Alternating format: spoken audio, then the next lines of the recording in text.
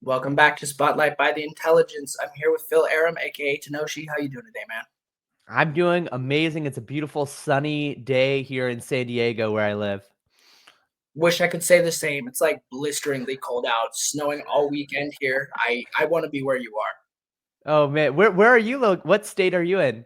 I'm in Salt Lake County, Utah, posted in Yeah, Taylorsville specifically, but I'm downtown every dude, weekend. So that's I awesome. I worked for a winter. I worked at a ski resort in Park City, How Utah. did you like that gig? It was a pretty good gig. I found a really good Christian community there who actually let me live in their home for a little bit. It was really nice. Everyone there, the Mormons, the Christians, the atheists, everyone there is so friendly. They're all so nice. I've lived in a lot of different places, and I find myself coming back to Salt Lake as just like a good place to be. Right? I'm an outdoorsy type of person. I like Yeah. the scenery, but the community really shines here. Yeah. Let's a little bit less about me and a little bit more about you, right? Maybe you could like kick us off with a little bit about who you are and what you do.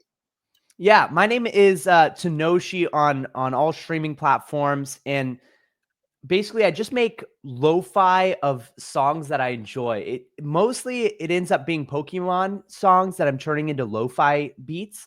But sometimes I do Lord of the Rings, different animes, just sometimes just normal songs that I just love.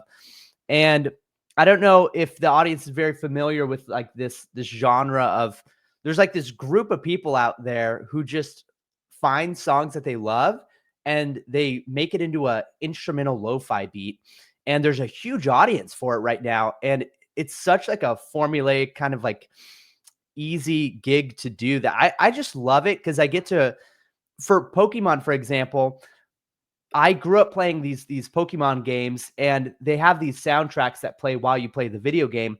So they're kind of like ingrained in my head, and like they bring back these certain like emotions and feelings and memories, and of like being younger, being a kid, and it's really like therapeutic almost to make these songs into a really chill lo-fi beat with a hip hop beat in the background, and so that's basically what I do. Yeah. Is it fair to call you then a professional remixer? Uh, Remixer legally is actually the wrong term because remixing is when you use the audio that already exists. And that's not allowed unless you have like the permission from the original producer or person who owns like the rights to the song. What I do is just maybe I'm a professional cover artist because when you're doing covers, you're recreating the audio completely from scratch. The good thing about stuff like Pokemon, though, is that generations 1 through 5, I believe, and other Game Boy games also do this. They use MIDI data. They use MIDI files to save on like memory in those little old cartridges they used to use. So people have data mined the MIDI from all those old games. And if you don't know what MIDI is, it's basically like a file that tells a digital audio workstation like Ableton or FL Studios to play certain notes on a keyboard. So you could like people have data mined all the MIDI from these old games, and you could drag them into your digital audio workstation, and you have basically the entire composition of all of these old tracks right inside of your digital audio workstation. So so doing covers and recreating the audio from scratch, or reimagining the audio however you want to do it, is actually like super smooth and easy if you get the MIDI for it. But yeah, professional cover artist is probably where it's at. No, I like it. It definitely sounds like there's a market for it. I've definitely found myself experiencing both like the nostalgia and the novelty of hearing like a chill lo-fi cover. I heard this Wii remix lo-fi cover that I fell in love with, and this seems right up that alley. Um, Yeah, yeah. I wanted to, so you kind of segued right into MIDI and like its use in a digital audio workstation, and I think that's really important because I think a lot of people have this idea of production being sort of just like a cut and paste of different sound arrangements, right? And Uh-huh. I'm a sound designer by trade, or at least like one of Oh, my many wow. trades, and so I'm a big fan of MIDI. I like to program notes and put them in instruments that I made. How did you Oh, yeah. how do you tend to incorporate that into your production process? The production process I have is pretty well refined at this point, because I've been doing this for it's 2025, so I've been doing this now for three full doing it full time for 3 years. The way I do it is I find a song I really enjoy and I think could do well in the lo-fi format, and first thing I do is get the main melody just soloed, like just in the MIDI. I'm doing like main melody, and sometimes the main melody, like in Stardew Valley for example, has lots of like vibrato parts and then has lots of like glides and stuff. So in MIDI specifically, it starts getting really complicated in the MIDI if you're like having to automate all the glides and all those things. um the second thing I do is I usually do the drums second before doing what I call the rhythm, or what other people would call the chords. So I do the drums, and that's when I am just doing the basically like taking a kick and throwing it onto the thing as like an actual waveform. And I do all the drums using like audio just because it's easier to kind of work with it, in my opinion, than doing the drum track MIDI. But after I do the drums and the melody, then I can imagine where all the chords, or what I call the rhythm, go. So then I work on all that. And then next after that is when I work on the bass. And the reason I work on the bass after is because the way I like doing the bass, and I think it kind of gives Tanoshi its sound, is that I like to play around everything with the bass. Like, sometimes it's just, okay, I'm just going to throw it wherever the kick is. But then other times it's like playing around the rhythm of the rhythm chords. And the very last thing I do is what I call all of this, the ear candy, which is going to be like vinyl sounds, a bunch of like little sound effects. Sometimes it's like little like retro gaming sound effects. There's this one by Cymatics that's like really good and has all these different retro sounds that I love. And then sweepers, and then at the very end, I do these like glitches and skips. I actually, after I have all that stuff, including the ear candy, I export the entire project and put it into a new file or new project setting. And then I'll like do a bunch of like messing around with like duplicating parts so that there's what I call like glitches and skips. And when you get that on like the I guess like using the grid to make sure it's all in time, all the glitches, it can like sound really cool, and you can come up with some really cool stuff doing that. Interesting. I've heard people describe that process of exporting, re-importing, resampling is how I tend to see it, like on a micro Yeah, yeah, in DAW. exactly. How did you discover that technique, and how did it become like a staple of what you do? Because it sounds like you've got everything pretty itemized and laid out, which I really appreciate, and I'm sure other people will too. Yeah, well, I realized I was gonna need a procedure. Actually, so I said I started like Tanoshi back in like 2022, but actually, the first time I ever did lo-fi was all the way back in 2019.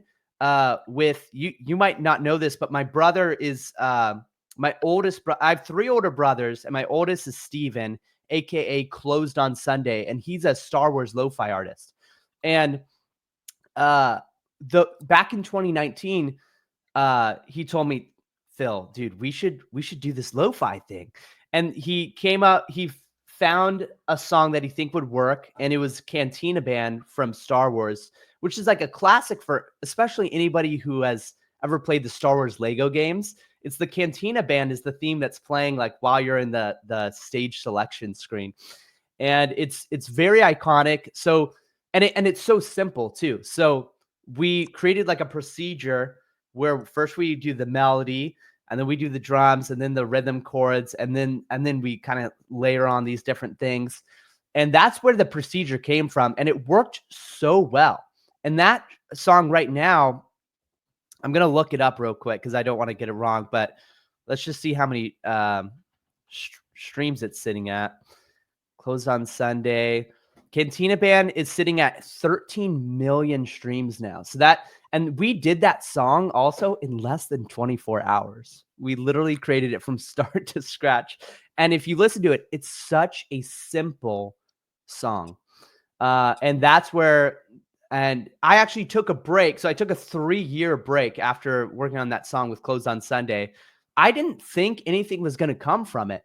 But when Close on Sunday started taking off, and now he's at over 500,000 monthly listeners, I was like, dude, I've got to do this for myself. And it actually took me falling off a cliff at a different ski resort. It was in South Lake Tahoe. I fell off a little slope, like it was like an ice ledge. I was doing some work up here, slid down, and then free fell for 15 feet, landed on my butt, broke my pelvic ring, uh, and I was bedridden. And that's when I started Tanoshi. And then that's when I started making the Pokemon lo-fi. It kind of slowly built up and grew. And I remember that procedure from back when Close on Sunday and I made Cantina Band together. So that's where the procedure has come from, and it works so well. And I think a lot of people don't like the idea of procedures because this is like an artistic, outlet where you're supposed to be being all creative and stuff. But the way I see it is that, even an artist wants to have like a canvas to paint on. There's got to be, if you don't set any limits for yourself and there's no rules, then what you get is this like weird abstract art. Like imagine if you tried making a song without BPM, like it would just not, or you're not like sticking to the 12 semitone, like the 12 note Western scale, you've got to set yourself boundaries and rules. And that's when you can let creativity blossom, is when you break the rules in creative ways, So that's why I love having that procedure as well.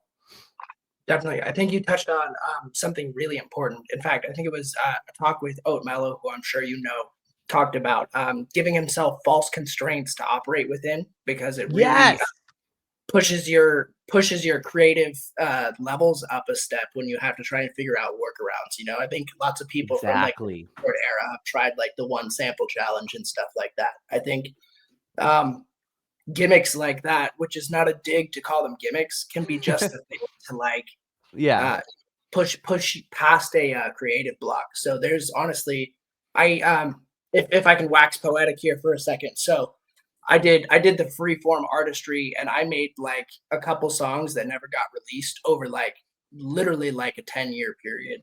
And Yeah. as soon as I started applying like a formulaic procedure to like, this is what I work on, this is how I know when it's done, music Yeah. started getting released. It's like you Dude. gotta. Yes, bro. Yes. So I really love the history that's woven into the story of Tanoshi. You're like, I fell off a cliff, Pokemon Lofi was born. Yeah. Incredible. I was gonna say, if I can meet you with kind of like a kindred story, I don't know if you'll be able to see it super well on my webcam, but I actually like sliced my hand open pretty good. I don't know if you can see the scar, Dude, but I see the scar. Yeah. Oh my gosh. I was making breakfast and accidentally put a ceramic plate shard through 4 tendons. And so while I'm like immobilized with one arm, like in a foam block, I'm making like rhythm dubstep with my right hand on my laptop. And that's how I was like, you never know what you're cut out for, I think, until you have something that takes you out of your routine and you're just stuck alone with your own thoughts, and creative expression is your only way to Yeah. like participate. Sorry to go off on a tangent there. I was just No, I like, wow. love that, dude. That's insane, dude. Maybe you could tell me a little bit more about your history. So I really liked the flashes back to like growing up playing Game Boy as a kid, working at a ski resort. Like, what led you, aside from the Star Wars project that took off, what kind of developed your interest in music early on? Yeah, so actually, me and my 3 older brothers, we all had a dad who did music lessons our entire childhood. We grew up in a house where the garage had been transformed literally into a music studio. And there's I think 4 different rooms. There's a room dedicated to drums, a room like dedicated to guitar, another one to vocals, and all of them had like windows and stuff. Like we literally had a music studio growing up, and a father who like really wanted all of us to be musically literate. So I was reading music by the time I was 5 years old.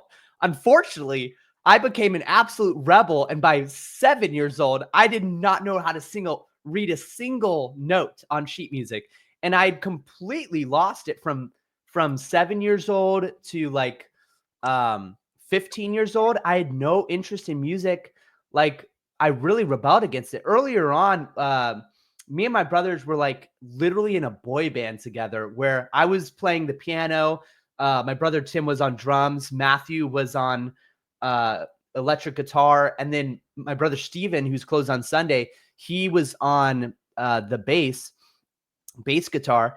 And all of us had microphones and we'd all sing songs at like birthday parties and stuff. We were like a band together, you know? But yeah, I think all of us got kind of annoyed that it felt like it was being pushed on us. So all of us sort of like withdrew kind of. I think Steven and Tim kept up with the music the best because Tim, my brother Tim, he's a lawyer, but he is an incredible drummer. He's literally like a world-class drummer in my opinion. He's just insane, but he does lawyer work. So he just does the drumming sort of like for fun on like the weekends and stuff. Steven has since he became an adult, he became like an audio engineer who was working at a mega church here in San Diego called Shadow Mountain for a while with a sort of like a celebrity pastor named Dr. David Jeremiah. And he was like the audio engineer there doing the sound for like these every Sunday, church service. It's a huge concert and event, and there's so much audio stuff going on. So he became a master at that. And then he started editing podcasts and stuff. For me, when I graduated high school, I had no thought that I'd ever do music and make money doing it at all. Cause I felt like I wasn't that good. I never spent time trying to refine my skills at all. So I just started doing seasonal jobs around the country. I started off when I was 19. I went up to Alaska and they called me Grill Phil up there. I worked at a place in Skagway, Alaska, where I was grilling up sockeye salmon for people, working literally like 15 hours a day. I thought it was awesome. It was like super fun. And then I went down to Utah for the winter gig, and then I went somewhere else for the summer gig, and then a winter gig, and I just kept on doing that back and forth, literally from 2019 to 2024 last year. And I only recently went to the music full time because now Tanoshi's sitting somewhere around like 180,000 monthly listeners on Spotify. And now that provides enough income every month where I can do this full time. So I'm stoked about it. You mentioned something I think a lot of people could stand to benefit from, which is like the discernment of being able to tell when you're ready to go full time. So you Mm, said you kind of watched the numbers a little bit and made this realization, like, holy shit, I can do this actually. I can make yeah. music for a living. At what point, like, do you think, in your professional opinion, is it lucrative for people to quit their jobs and start working music full time? Like, at Yeah, what this point? is something I think this is actually important no matter what industry you're in. Because when it comes to the entrepreneurial thing, like you can literally be you could be in puppet making. You could just be like in your basement making like puppets and selling them on eBay or something, right? Like this is true for any industry. For the music, um, I thought of like the numbers as like ocean waves, like it's sort of like still you put in water into the bucket. That's the monthly listeners. And it's not even you putting it there. It's like it's really not up to you. And that's the funniest thing about this music thing is that like everyone could just stop listening tomorrow, which is kind of scary. But with going full time, um, the point that I had to reach was that I had a 6-month emergency saved. Like, I think budgeting is also super important for anybody who wants to go full time on something where they're truly like independent, providing for themselves. Is that you need some kind of cushion if everything falls to shit and like you're absolutely screwed. Um, so a 6-month emergency fund is pretty important in my opinion. Um, but then to make sure you know the cost of living for you every month. So for me, the cost of living was like something around like $2,000, but I needed to wait until I was hitting $5,000 a month to go absolutely full time because then I was over double the cost of living, right? Um, and I think that's a pretty good number, but everyone has their own like risk tolerance. Some people are super lucky and they live at home with their parents and their cost of living could be like $600. So they could go full time, I guess, when they hit like $1,000 a month or something. But it's really different for everyone, but you've got to make sure you're at least covering your cost of living by with a significant extra margin, because these waves, they come through. 1 month could be $6,000 for me. Another month, this past month was only $3,000. It's because the holiday season. I don't know if you know, but whenever December rolls around, it's like the darkest month for us, like musicians on Spotify, because suddenly like Mariah Carey is like a giant vacuum sucking out all the You took listeners the from words our right like profiles. What'd you literally, say? you took the words right out of my mouth. I'm sorry, I Yeah. didn't mean to. I was just, literally Mariah Carey and Michael Bublé just come in and scooping up all of the listeners during that time period. I can't Right. stand Christmas music. Not even Christmas lo-fi does it for me. It's funny because it's like we're all the Grinch. Like all the independent artists are like the Grinch who like hate Christmas, because it's like, oh man, like it's gonna be like it's gonna be a rough month. We're gonna have to stick to the budget pretty close here. Yeah. I really liked the idea you kind of pitched of this emphasis on cost of living and safety net compared to what, I assume you're probably taking an average of the months because it's like you said, a wave. And like Exactly. following like, like unpredictable to some extent stock market trends. Like you're like, it looks Yeah. like it's doing good, but it has to do this much over good to justify the risk behind it. So it Yeah. really is a proportion that you have to assess. Look at the income that you're making. I guess what I would ask then is what were you doing during the period in which you were making music, but still needed additional money to get by? Yeah, I was doing the seasonal work, which this is actually one of the reason, like I use my everyone in life has some sort of competitive advantage somewhere. And my competitive advantage for a long time was that I had zero responsibilities in life. Like I dropped $20,000 on a van in 2021, and it was a van I could live out of full time. It's like a little dinky 40 Econoline 2002, but it had solar panels on top. I had purchased Starlink, so I actually had Wi-Fi anywhere I want, as long as I have access to the sky. Like I had Wi-Fi. So I would do these seasonal jobs where I go, let's say, to Wisconsin, and I work as a whitewater rafting guide for like 6 months during the summer, from April to sort of like October-ish. And I would work as a whitewater rafting guide, still try to put out at least one song a week. But then when October rolled around, it was in 2022 when um I like thought, okay, October's coming around. I'm not gonna have like a winter seasonal job until early December inside of the South Lake Tahoe area. And so what I did was I started organizing like a really big project, because I saw all this free time was about to happen, and I hadn't done too much with like putting out albums yet. So I organized what would eventually become a journey through the Hoenn region, where I like invited all these different artists from like Instagram, and I sort of like built a little community of people who would help me create this 35 track album of everything from all the songs from the soundtrack from Pokemon Ruby and Sapphire. Did you ever play those games? No, but I'm very close with people who grew up on it. I was a PlayStation kid, and so I rocked a PSP when they finally dropped a Oh, handheld. that's sick. Missed the whole Nintendo era, like early. Really? Yeah. Jay, but you were playing like Assassin's Creed on the PSP, or like Ratchet and Clank, or That's the one. Yeah, yeah. that's So I awesome. feel like Yeah. I regret that I wasn't born like a year or two earlier to hit that like Mm, N64 era. I think that would have sold me on it, but I was just like I'm a millennial through and through, or like just like the bridge between the end of the millennials and the Gen Z with like a lack of culture on both sides. right. No, I know how you feel, because I was born in 2000, so I'm sort of like in that same weird area where I feel like I'm at the oldest of the Gen Zs, and I feel like I relate more with millennials. And the reason why I relate more with the millennials is because I had the 3 older brothers who, like, I got all of their hand-me-down stuff. It was actually when I was 8 years old, my brother Steven came down and met me at the Christmas tree with like a secret present.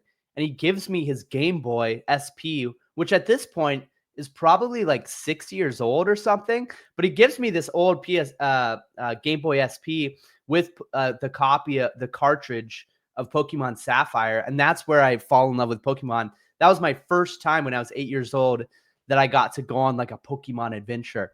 And I instantly fell in love with it. And I played that game over and over and over so many times. It's locked in ever since. I love it. Yeah. Um, sorry, there was a lot of stuff you mentioned in your last piece you just covered. So I'm gonna be all over the place while I try and Yeah. ask detail-oriented questions. So first off, I really like this idea of roaming around in a van, pursuing gigs, doing like extreme outdoor sports, or at least helping to assist people doing that. It seems like you're following the work and making music that almost communicates the exact opposite of extreme or outdoor sports. Yeah. So there's kind of like a dramatic irony to it to me, I guess. We But gotta be like floating around. Whoa. That's crazy. so of all the genres you could have been working on, why specifically lo-fi? Yeah, it definitely had to do with back in 2019 when my brother Steven I don't know what drew him to lo-fi, but working on Cantina Band and then seeing my brother Steven blowing up in the lo-fi space, it just made sense as like the only genre because there's other people like Zame on YouTube, spelled Zame, who they just make like normal Pokemon covers without any like lo-fi added to them. But it just made so much sense to go with the lo-fi route because it's an instrumental chill beat, kind of like background music. Um, and I think it was also just blowing up in the like around there's this guy named Eldre blowing up, Less Gravity, like lots of different artists who went from like nothing to like freaking hundreds of thousands of monthly listeners. And at this point, I think the lo-fi space has really expanded from like the original lo-fi girl, lo-fi beats to study to genre, where it's like it has to fit inside of a certain box. I think it's like really expanded, especially in the last couple years. I think Close on Sunday did a huge part of expanding it because he started getting very, very creative with his lo-fi beats, doing like less like of the lo-fi chill and more of like the lo-fi intense, like, oh man, I don't even know how to explain it. There's songs like his cover of Maul, which is like a Darth Maul lo-fi. That one's insane. And then there's another one called Camino lo-fi that I think everyone has to listen to. It's like it's not background music anymore. It's like this is music you just put on the headphones and you focus on like, whoa, this is a crazy experience. It like literally brings the listener on a musical journey. It's amazing. But so what drew me to the lo-fi? It was definitely just working on Cantina Band back in 2019 with my brother Steven, and then seeing that song literally rack up millions and millions of streams.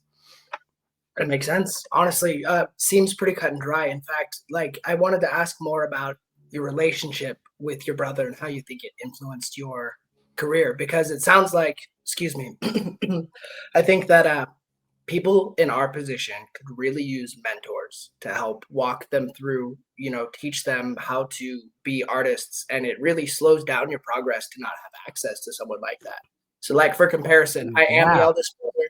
None of my younger family showed like an affinity for music. And so it was very much like a solo endeavor until I rediscovered the internet and what it could do for community connection, stuff like that. But I did have people who saw what I was doing and wanted to help. Do you like sounds like you're following in your brother's footsteps, and I think it's an admirable journey. And I wanted to know what specifically he did for you that helped actualize your artist profile. Dude, he did a ton of stuff for me. So I'll just lay out everything Closed on Sunday did for me. And for anybody who says like the only reason it's possible is because Close on Sunday helped you, um, first of all, I'll say like, dude, 100% it helped me out a ton, but it's not impossible because people see artists maybe like Close on Sunday who have 500,000 monthly listeners. He is someone who literally had zero help. He went from literally zero monthly listeners to over 500,000. At one point, a couple years ago, he was actually over 1 million monthly listeners at one point. It was in one of the Mays. I don't like, there's a Star Wars holiday out there called May 4th. Oh, I'm And familiar. every May 4th, he gets like literally 300,000 streams in a single day. It's like insane. It's so crazy. Um, but okay, I'll just lay out everything that Close on Sunday, my brother Steven did. So first of all, when I was 15 years old, he was already editing podcasts for people doing freelance work for his company, Aram Audio. And he got this one gig editing like a huge audiobook. I'm talking like he was just one of multiple audio engineers that they hired, but it was like a massive collection of books.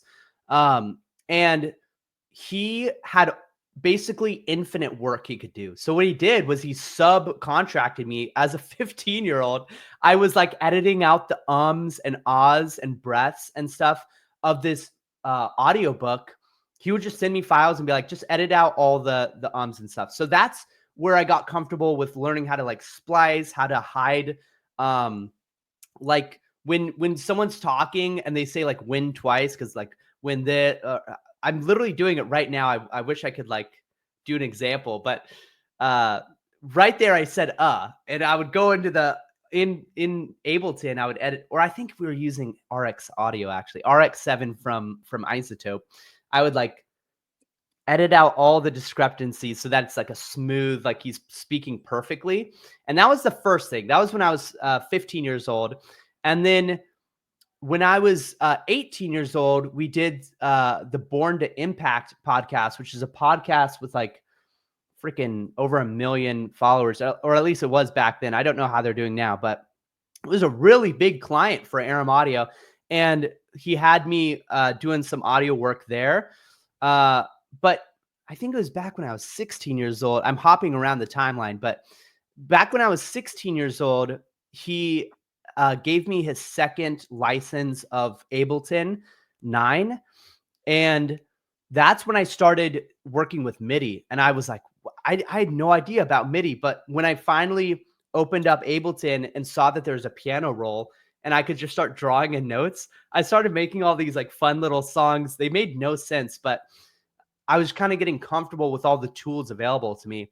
And then when I was 17, I started like recording vocals and making like really cringy songs. They're still out there in the world. If you want to listen to these super cringy, very poorly mixed and mastered audio tracks, songs, you can look up Philip Aram on like Spotify or wherever you listen to music. And they're terrible songs. They're so bad. But I think sometime in the future, I might like remaster them and re-record them because I feel like there's potential. I just didn't know what I was doing. But it was an exploration phase. You know, I think with everything in life, there's always like an exploration phase where you're kind of exploring all the tools available to you. And what I was doing was I was giving myself like different tools in my toolkit from doing all these different things: the audiobook editing, the podcast editing, the making songs. I even made songs for like I made this deal with my math teacher in high school that I didn't have to do any homework if I made these massive raps. I would make like algebraic and pre-calculus raps and produce them and everything that were like 5 minutes long, going on all these different algebraic terms and stuff having to do with class, you know. And I was able to like basically build up those skills so that when I was doing the music eventually, I had all these things in my toolkit that I could access and work with, you know. What was the question again? It was how your brother helped Right. mentor you through your journey. Yeah. Yeah. So Steven was mentoring me the whole way through. It's so funny because it literally goes back to 2008 when I was 8 years old, and he handed me that Pokemon. That was the first piece of the puzzle, was him handing me that Pokemon, that Game Boy SP with the Pokemon cartridge. I played Pokemon. I got these melodies in my head. That was the first time, right? And then in 2015, when he got me editing those that audiobook, I was just building up all those tools. So yeah, he's been a huge part the whole way through mentoring me. And I think it is super important to have some sort of mentor and somebody who's where you want to be. If you can access that person and access the information they have, they know the entire journey you've got to go on. They don't know your exact journey, but they know the steps it takes to get to where they are, you know? So having that was a huge plus. And I don't know, for Steven, I don't know who mentored Steven. He did at one point pay for consulting from a larger lo-fi artist. And I think that's something anybody can do, is they can drop like maybe 300, 500 bucks on just paying for consulting from somebody they respect. I know Eldre has a class. Steven, I think, talked to, gosh, I can't remember. Oh, his name's Arbor. And he's a really big like lo-fi artist who just makes normal lo-fi instrumentals. And he paid for consulting from this guy who like broke down his songs, absolutely roasted it to smithereens. And after that consulting, he was able to like have more tools in his toolkit, you know? So he was able to make better songs, better products, better quality, everything. So, but man, having a free mentor is the way to go if you can somehow get it, you know? Unbeatable, definitely. Yeah. So I think that you actually headed off my next question, which was going to be something akin to like, what can people do if they don't have access to mentors? And I think it really does just fall into that. Find somebody who's doing what you want to be doing and Yeah. talk to them, maybe even if you have to pay your way in. Because if I can relate with a personal story, have you ever heard Yeah. of the Electronic Dance Money podcast? While we're on the subject of podcasts, No, I haven't. so while I was self-mentoring early on, before I had any clue what I was doing, I discovered a podcast like in the same vein. Talked to the guy Christian, and I ended up hiring him to mix my first EP. And Oh, that's so cool. during which it's like I didn't have like a lot of one-on-one time, but it was an experience in which I learned a lot from somebody who was like a little bit farther up the chain. And I think Yeah. that like barring having access to that in real life, that really is something that people ought to consider. I did want to throw a quick shout out to Ableton. I believe in Ableton supremacy. So when you said you got that 9 license, that's right where I started, as I would never touch another Wow. Yeah. drum. I know it's Incredible. funny because it was built specifically for live production, which is huge in the EDM space. So you say you make a EDM? That's right. I do a little Yeah. bit of everything. So, but yeah, So yeah, mostly. Ableton's like exactly that. That's the target audience right there. Is the live, like stuff like EDM where you're like doing a live concert and you're able to like do everything on what you produce the music on. And I never actually learned the live side of Ableton. It's literally called Ableton Live. But I never learned, like, you know how there's the vertical 3 lines and then there's the horizontal 3 lines? Session I view versus arrangement view. I never use anything exactly. but arrangement.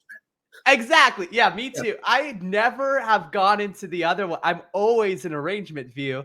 That's how I produce everything. I remember the first time I opened up Ableton, um, it took me literally a half an hour to figure out how to get into arrangement because they start you off on the live on the other view.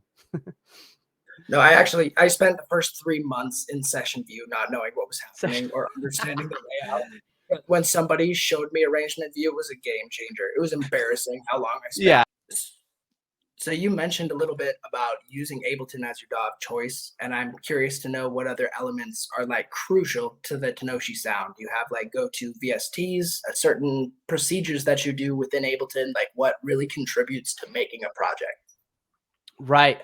Definitely my favorite, like, so there's like I have a favorite sound in or effect in every different step. So my favorite um thing for like rhythm chords is Lounge Lizard, which is a Rhodes plugin. Lounge Lizard is so amazing.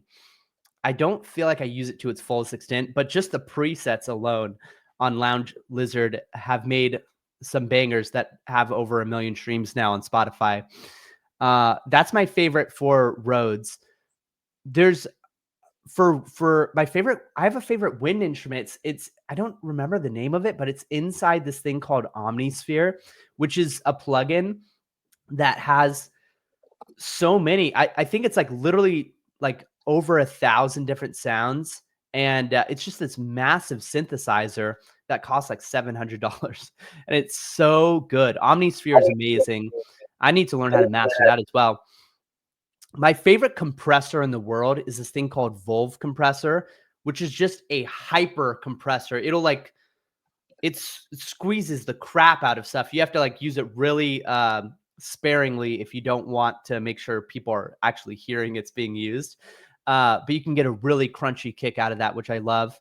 Um, for saturators, my favorite saturator is a plugin called Decapitator, and that one's beautiful. My favorite. So, like, do you know what RC20 is? Yes, the Yeah. retro So color.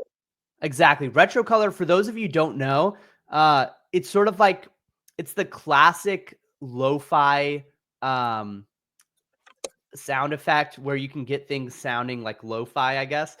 Um, but what I use, which is I think better than RC Color in my opinion, it might be the same. I don't know, but it's called Sketch Cassette 2, and Sketch Cassette 2 is so cool because it has this really cool looking interface that you get to interact with all these fun little things you're playing around with, and it basically does what Retro Color does, but I think it does it just a little bit better. My favorite, I don't even know if you call this an EQ or not, but do you know about Soothe 2? Yes, I'm a big fan. Oh man, Soothe 2 is so cool. For those of you who don't know, you have to add this to your toolkit because it's so insane. Back in the day, I would like sweep through all the EQs or sweep through using an EQ8 and like try to find harsh frequencies and stuff. What Soothe 2 does is it's like a compressor mixed with an EQ where you can compress certain frequencies you want. I think a multi-band compressor would also do something similar to this, but the interface of Soothe 2 is so nice and it's so easy to work with where you will use it on every single one of your tracks probably. And it's just so nice because you can either hide away bad frequencies or bump up the good frequencies. And you can even use it as a vocoder. Like you can get some really cool sounds if you use the Delta function on there, which if you guys don't know, Delta is like basically the inverse of whatever you're doing.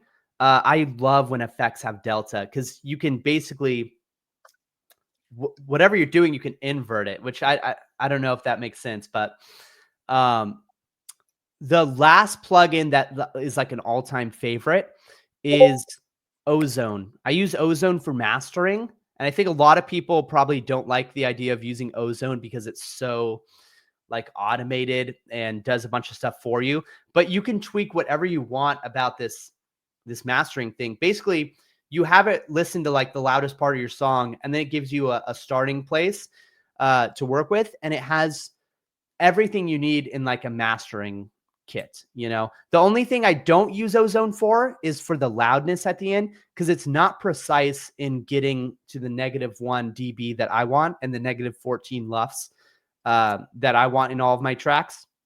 So what I use for loudness is RX7 audio editor. I just use the loudness effect from there and get all my tracks at the very end to a -1 decibel ceiling with an LUFS of -14, which I'm like -14 Nazi. I just make sure all my tracks are, no matter what track it is, I make sure it's at -14 LUFS. Sometimes I have the ceiling lower than -1 dB, but that's usually what I'm aiming for. Beauty. No, I really love the detail there specifically. Like I use X oh my gosh, plugin to solve this effect. I think a lot of people, myself included early on, just have this habit of throwing things on there because somebody smart told them to do it, not knowing Right, what it yeah. the delta function specifically, being able to hear. I use it as a way of telling like what's being done to the sound without the rest of the Yes, sound playing too. But also exactly. I cannot say enough good things about Soothe. I use it on everything. Being able to see like specifically what frequency is being carved out in real time as you're listening back is just invaluable. And it's so Yeah. expensive. It's really hard to sell people on. Right. For One thing I have to tell people out there if they're gonna drop money on any of these, because what I just named were all like plugins that are not stock with Ableton and they're not stock with any digital audio workstation. These are all like third-party plugins. I need to tell you, like, if you drop even $5 on some effect, or if you get a free plug, I don't know, but make sure that before you actually use it in a track you're going to release, just watch like 15 minutes worth of tutorials on YouTube.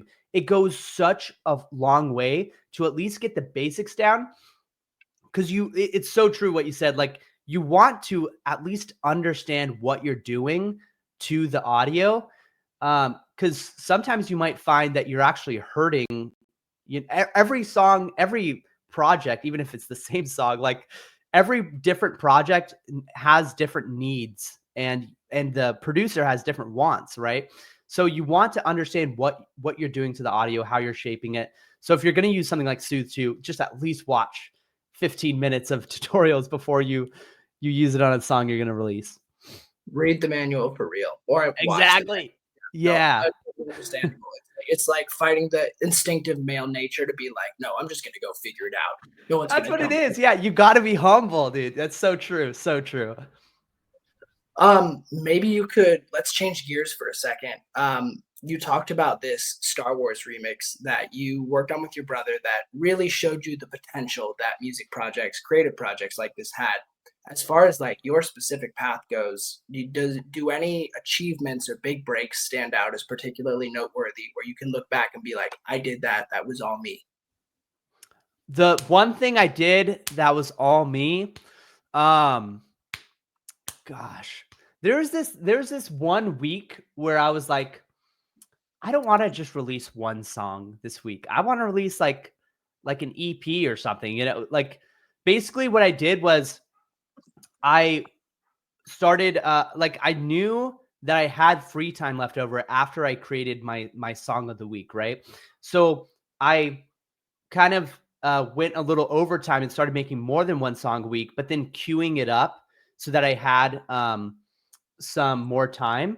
So I got like I would call it a backlog, but that's not what it's called. I got a queue of like 4 songs. So I had like 4 weeks. So then I created 7 songs in that 4 weeks and created this Nintendo Wii lo-fi album. And I'm like still super proud of it to this day, where I got like all these different themes, all of my favorite themes from the Nintendo Wii and made them all into lo-fi. And I think that was like a huge breaking point for me where I'm like, I don't have to just make singles. I can make like I can make entire albums. And that song that album went on to be really successful. One song in particular, the Nintendo Wii Party, uh, went on to be like really successful on YouTube for some reason. Like, people really started loving it. I saw it started to get used in like TikToks and Instagram reels and YouTube reels. And I just saw like, wow, there's also success to be had off of Spotify. Because for a long time, the only success I was ever seeing was on Spotify. And for whatever reason, these other platforms didn't even compare close. I'm curious, do you have any success like off of Spotify? Here and there, right? Like I'm on every platform, and so I try to make a point of showing up, even if it's crickets. I've gotten Yeah, shout yeah. outs from audience. Like 1 week in particular, I dropped a future bass track that made it to the same top 5 list as Just a Gent. Sorry, excuse me, my voice is Yeah. failing me completely. No Yeah, worries.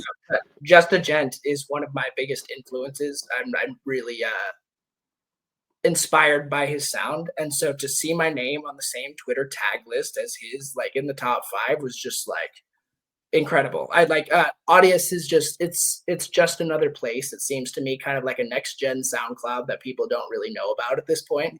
But I Yeah. think there's you really speak to this element of you never know where a specific piece is going to take off, which is why Yeah. it's important to be everywhere.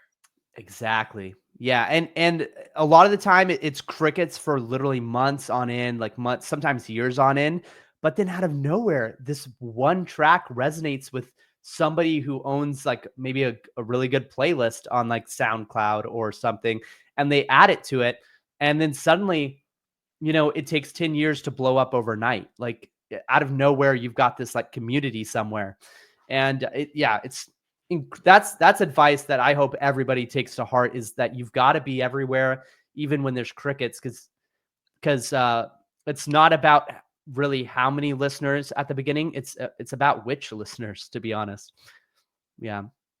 Respectable. I was wondering, I guess, I had a couple more questions that are a little bit more general, but I wanted to know specifically what your experience has been with labels. Have you done any major label releases, and what was it like to get signed? How did you get signed, and what did they do for you? Yeah, so I haven't worked with any labels yet. I have been reached out to. Christy is an example of somebody who reached out to me. They do the is it the sloth? What do you call it? Chill Space?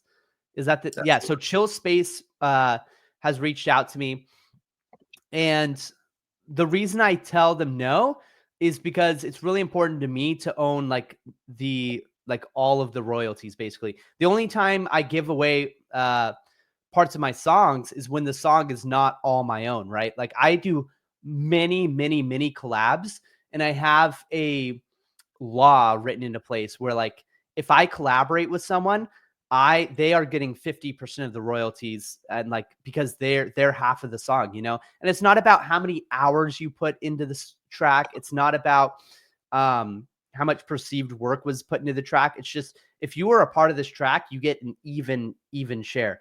Now there are some times where like somebody would basically just lay down like the instrumentation, and I was like, okay, so you're gonna so then I approached them and I tell, okay, if you lay down the instrumentation for this, you get like maybe 10% or something like that. Or more times than often, more often, it's that when somebody lays down instrumentation like a flute or a violin, I'll just pay them like a flat amount of money.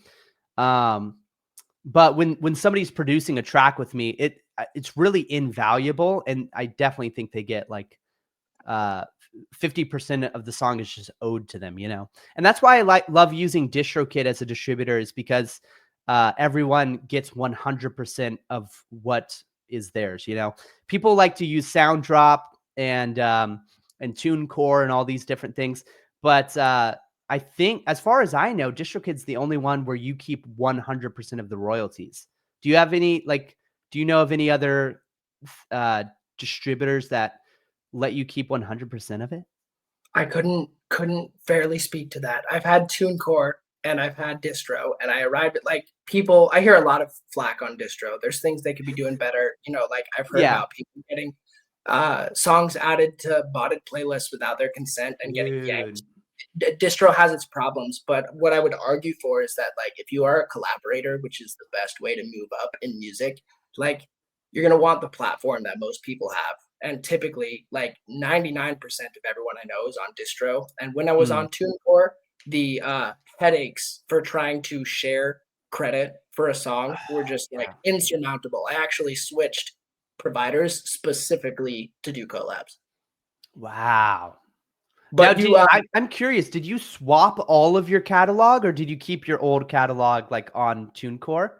Oh, I dropped them all. I didn't want there to be any differences in the way they were handled, so I yanked them Dude, all. yeah. I mean, like I am not qualified to represent either distro or Yeah. TuneCore, but I just want to say for the record that TuneCore makes it a nightmare to try and credit somebody else on your song. Dude, wow. You mentioned like kind of the preview of the next question I was going to ask though, collabs. What has been your experience working with other people? How do you find a collab? How do you ask someone to work together? And what is it like to work with someone? Yeah, so I have collaborated with so many artists. if you know how it works on DistroKid, where if you want to put 2 primary artists on a track, you've got to pay like an extra like $12 or something on your DistroKid account per year to like have another artist slot is what they call it. And I have so many artist slots. I literally have the account where I have like the subscription type where I literally have like 50 artist slots, and I've used almost all of them, and I'm going to have to upgrade my account further soon. But I've collaborated with so many people. The way I started out with it was literally just DMing people on Instagram. And these were people I had already sort of followed and like seen what they're about and heard their music. And I got them. So this was for the journey through the Hoenn region back in 2022.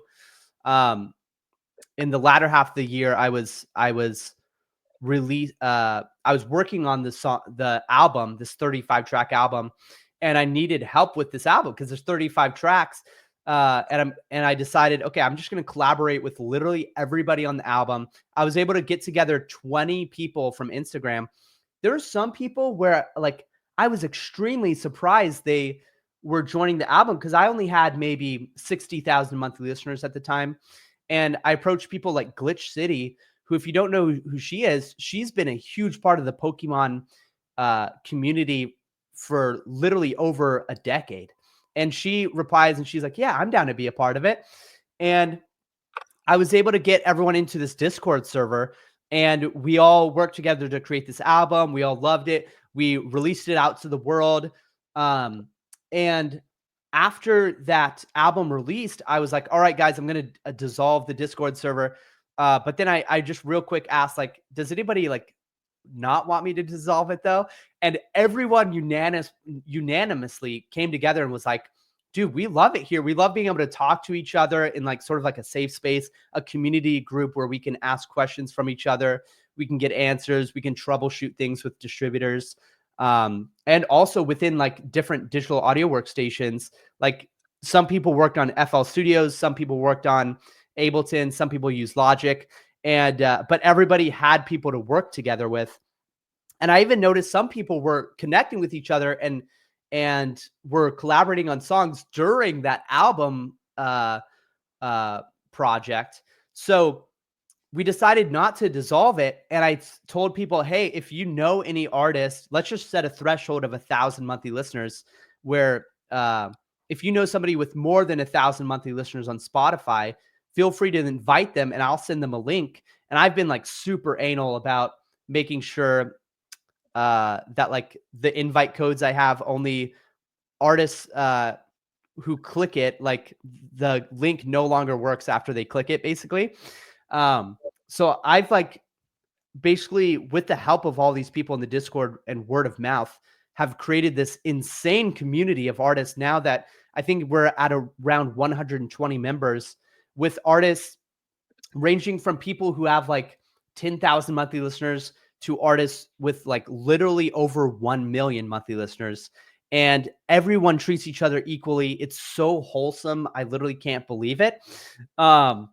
And it's all word of mouth is how it's been growing. And that's kind of where I go to collabs at the moment. But I still have people reaching out to me on Instagram. When you reach a certain point of maybe like over 100,000 monthly listeners, maybe even 50,000 monthly listeners, you kind of just start getting like invites to collabs in your inbox. And a lot of the time it is from people who are smaller. So if you turn back the clock, I was that smaller artist who wanted to collaborate with people. So I think something important that everyone listening needs to know, especially if you're a smaller artist with, let's say, less than 1,000 monthly listeners, you want to approach, larger artists like they're normal human beings. Because trust me, they are all normal, red-blooded human beings. And a lot of the time, they do not care about how many monthly listeners you have. They care about the quality of music you can produce. So you need to make sure that you make good music, first of all, that it sounds good. And then when they listen to your music, when you reach out to them, they'll have that trust built. Because I've got to admit, nobody really cares about the monthly listeners. I don't think they care about the quality of music you can make. But the thing is, you usually have more monthly listeners when you make a higher quality of music. So I think time with the high quality music is really what gets you to grow on all platforms. You know. Definitely. I like the idea of building an internal community, right? Like I also did my time with the Discord era. I am a big fan. It's like it reminds me of private social media. I guess that's exactly what it is, right? That's It's exactly what I've never heard that term, but that is exactly what it is. Private social media.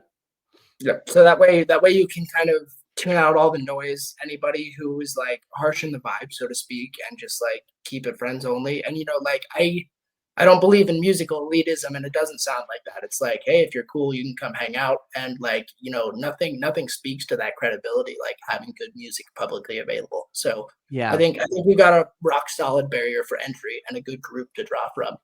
Um, exactly. you talked about I was that artist once, that younger one with, maybe like less numbers clocking on the analytics. And you said that you started by cold DMing people. Is that how you would encourage people nowadays to start out in pursuing collabs? Yeah, I wouldn't call it cold DMing because like for me, I had already sort of my whole catalog of music. By the way, I think the catalog of music is more important than most people realize, like really focusing in on a single niche. My catalog of music had already been like a lot of majority Pokemon lo-fi, and who I was DMing was people who are like a little out of range of me. Sometimes it was people a lot out of range of me, but I was DMing people who are in the same space and who like their catalog of music matches the same niche, same vibe, same style as my catalog of music. And I knew that their audience and my audience would enjoy the other artists' music, you know? So I think that's something I would suggest to people. I would suggest though that people get at least a catalog. I would straight up say at least a catalog of 100 songs. I mean, when we're talking about instrumental music here, which you can grind out. If you're making like songs with vocals and lyrics, maybe it's different. But if you're making lo-fi music like me, you could get to a catalog of over 100 songs within a year. And then in while you're making that 100 songs, you want to make sure each song you're putting out is better in some way or another than the last one you put out. And that way you're actually growing. You're not just like um you're not just making like a bunch of crap, you know. You want to grow and make better songs. And then when you have that big catalog, then I'd say you can start DMing people and collabing. The thing you'll find out is that you just kind of start getting more listeners when you make good music.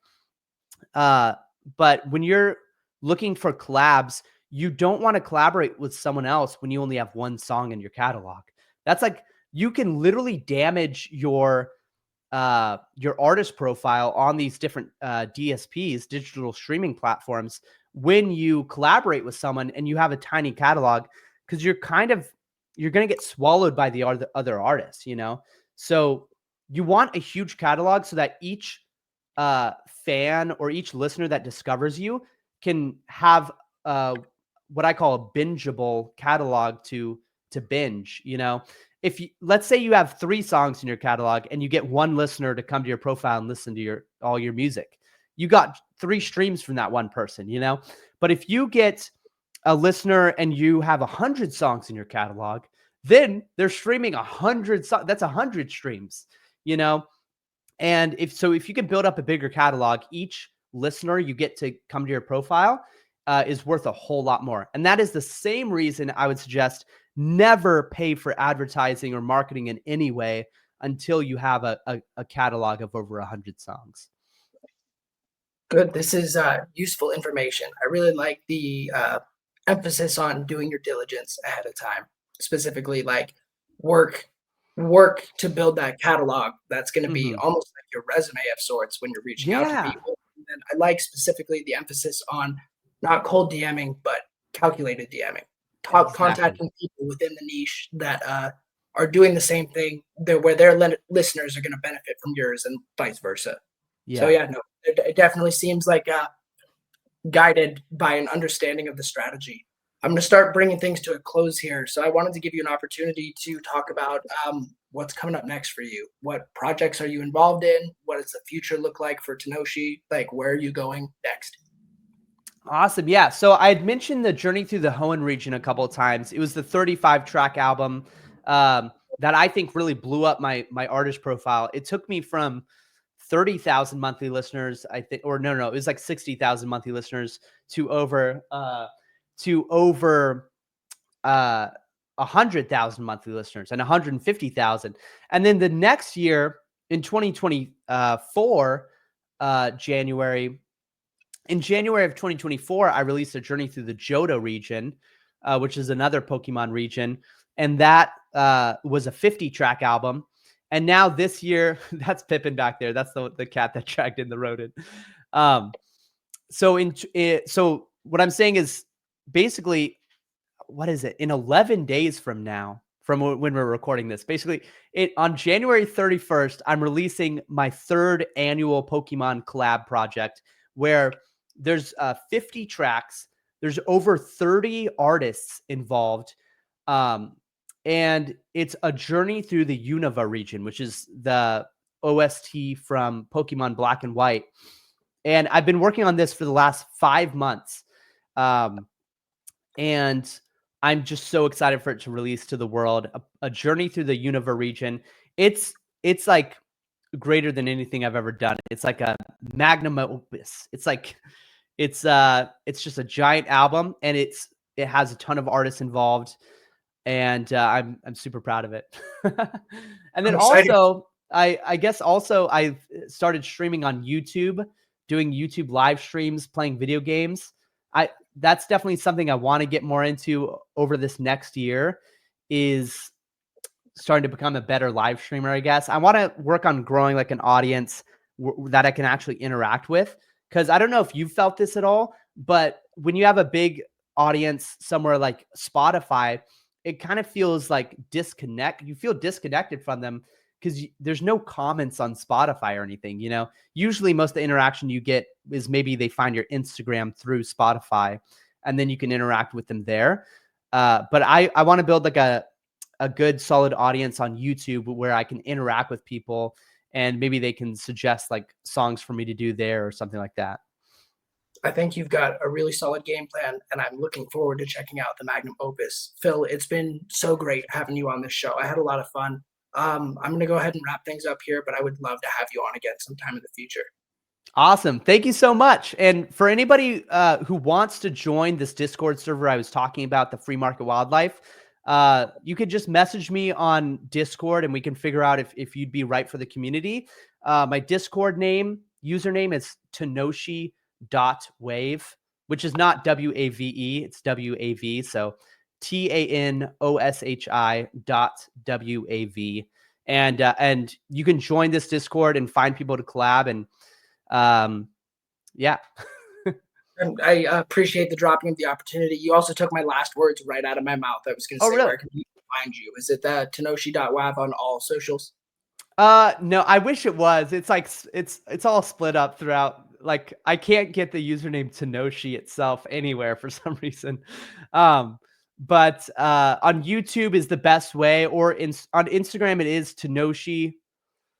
Gosh, I don't know what it is on Instagram actually, but you can just find me on YouTube. If you just look up Tanoshi, I think the YouTube handle is Tanoshi-san, which is Tanoshi and then SAN. But yeah, definitely, I think YouTube is the best way. Cool. Well, I'm looking forward to it. You take it easy, Phil, and have a good one, okay? Awesome. Thanks so much. See you, man.